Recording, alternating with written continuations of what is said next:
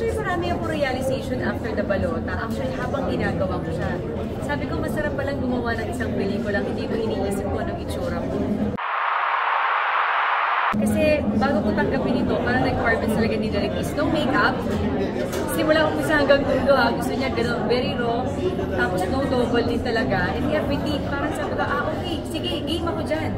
Kasi ang ganda kasi ng message ng balota. Siguro yung isa sa pinaka, dahil umuuwa ko, dahil nung binasa ko yung script, sabi ko, ang ganda ng kwento, ang ganda ng message. So tatakbo ko siya ngayon dahil botohan. So, napanood niyo na po. Hindi na iba daw, di ba? Parang may mga may naiba ba? Same.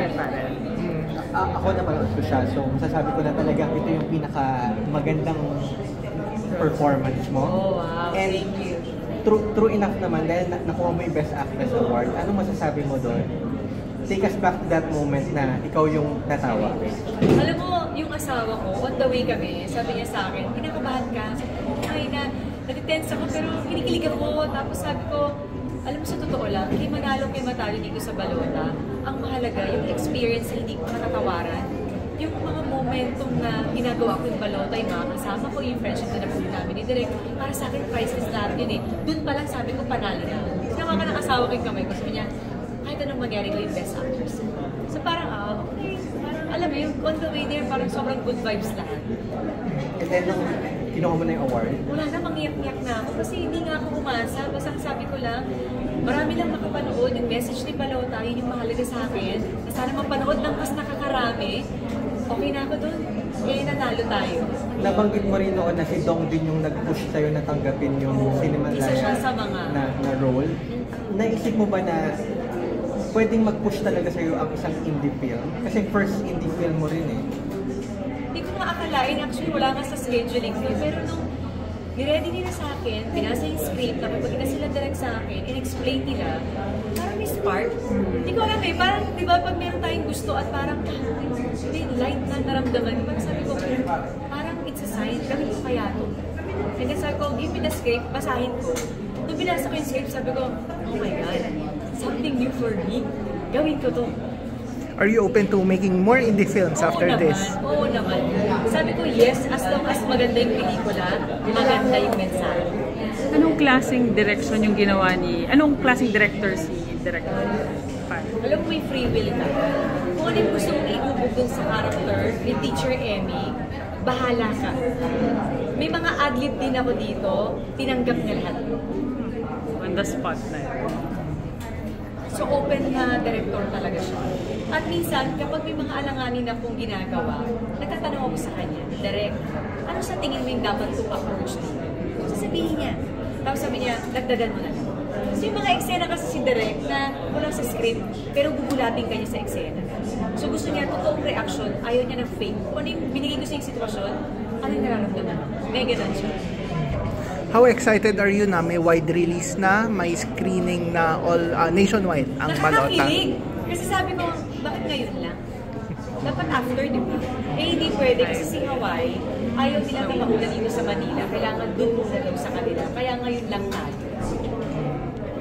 And given na yung role mo dito, yung nga, yung sabi hindi kailangan maging conscious sa itsura. Ano pa yung roles na gusto mong Naku, yung balota nga, hindi ko naisip na yan pala isa sa mga gusto ko eh. Siguro, mas maganda na pag may offer, kung anong character, na wala kang expectations gagawin. Parang feeling ko mas maganda yun. Kaysa pinapala, ay, gusto ko maging lawyer, gusto ko maging kidnapper, gusto ko maging ganito. Parang preempt masyado yung emotion at saka yung gusto mo. So, itong balota, ganun yung nangyari. Mali ko bang ganito yung classic teacher pala nagagampanan ko, di ba? Ang ganda ng resulta. So, mas maganda siguro na hinihintay mo yung mangyayari. Ano naman yung nagbago sa pananaw mo sa political landscape natin? Naku, since day one pa, yung asawa ko is very open kami sa mga ganyan in politics. Actually, kapag may mga voting na ganito, is nag-heart-to-heart talk kami kung sino nararapat iboto.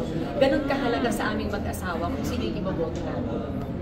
Natanong na namin to kay Sasa, ano yung criteria sa pagpili? Kung sino yung susuportahan sa election? Idadagdag ko lang, willing ka bang mag-endorse sa anyone ngayon?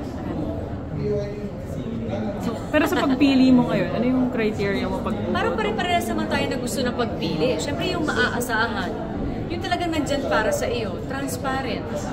Alam mo yun, kung ano man ang nangyayari sa mundo, kailangan alam natin, hindi pwede palaging nakatago lahat eh. Kailangan gusto natin, alam natin lahat ng sitwasyon at alam natin kung paano tayo puprotektahan ng mga ito at tutulungan, especially yung talagang mga nangangailangan.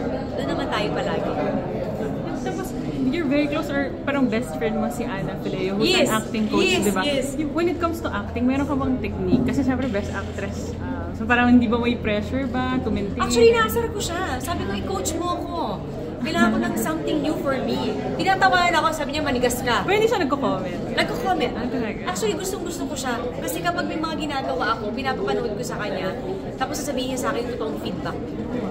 May ganun kaming dalawa. Sis Amaya, no? Yes, may ganun siya sa akin. Especially this balota. Grabing message na nakuha ko sa kanya after niya mapanood yung balota nung Cinema Gusto ka Live. niya. Ano yung... Sabi niya talaga, finally, nakagawa ka rin ng gusto ko. Oh, wow. Very honest. Oo, very honest. Sorry. Actually, kahit hindi nga ako, yung mga ibang kasi sinasabi din niya kung ano yung pointers niya. May ganun siya. Very teacher. Ay, Miss Marian, curious lang kami. Sabi kasi ni Direk, may mga dinagdag, may mga konting inigsian. Hindi kita masasagot. Ngayon ko lang din makikita. Pero ikaw, ikaw personally, Surprise daw nila sa akin. siyempre may mga na-shoot kayo na hindi na napasama dun sa film. Madami. Sa unang balot. Sa palagay mo, ano yung mga best na dapat idagdag? And hopefully, ma-surprise tayo mamaya na nandun. Parang feeling ko yung pelikula nung Sinimalaya, sobrang perfect na siya para sa akin. But knowing Direk, hahanap pa siya na mas close to perfect. So yun ang malalaman natin mamaya. Yan, Hindi ko din alam eh. Yan, since first indie mo rin to and first Cinemalaya experience mo, ano yung napansin mo sa audience, yung reaction ng audience nung Cinemalaya premiere? Anong klaseng audience sila? Medyo hardcore yung mga Sinimalaya, ano eh.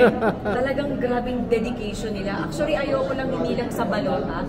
Pero nung nandun ako, actually first day pa lang namin na nilalaunch lahat ng pelikula, parang ako yung nasa starstruck sa kanila na, wow, ito pala yung Sinimalaya, ganito pala ang Sinimalaya, ito pala ang mga pelikula ng Sinimalaya. Nakaka-starstruck kasi nakakataba, nakaka-excite ng puso na galing ng mga Pinoy. Grabe yung imagination nila sa paggawa ng pelikula. And sana magkaroon din ng Cinemalaya sa ito kasi wala pa. Naku, magkakaroon yan. Hintayin natin. Mali mo, ako yung ano niya, talent niya, artista niya, siya yung director. Diba, since marami na natanong about Balota, tatanong lang namin tungkol sa Olivia Rodrigo experience ni Zia. Okay. Parang sinasabi na, talagang ang layo niya, kumbaga tamang proseso. Paano yung naging proseso ng pagbili, ng pagsuporta niya? Parang nagiging... Actually, yung pagbili nga, di pa nga namin alam kung makakuha kami kasi di ba random yun, tapos maghihintay ka. So nagpakasakali lang kami, pinalad naman, okay, pila, hintay, upo, alam mo yung gano'n, typical. Kasi ginagawa namin to for her, kasi request talaga niya to dati pa. Nagdadalaga na, may rules ba kayo? Palagi namang may rules kami, diba? Palaging meron.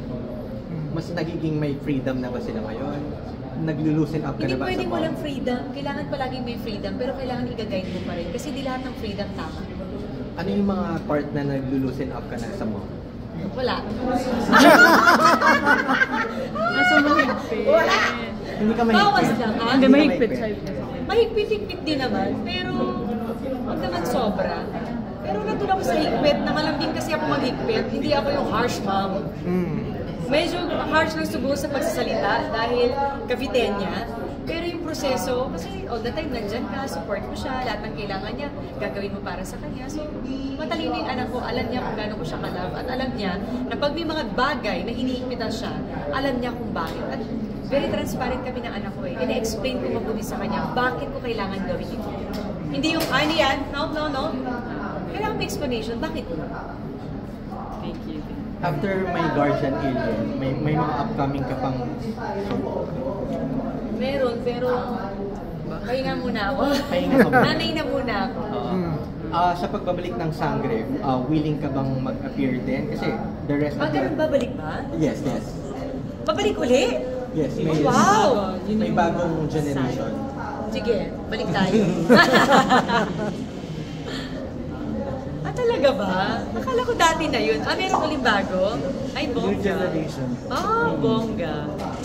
And, ano pala, naalala ko sa balota, ano yung parang pinaka, may sugat, may nasugatan, ano yung pinaka? Hindi pa nga pumagal. Nakaladkad niya ako, unconscious, hindi niya alam na nakaposas pala yung balota sa akin. So nakaladkad ako, nagsugat ako. Kung sino man yung kumalagkad sa'yo, paano, hindi ba siya nahiya or na...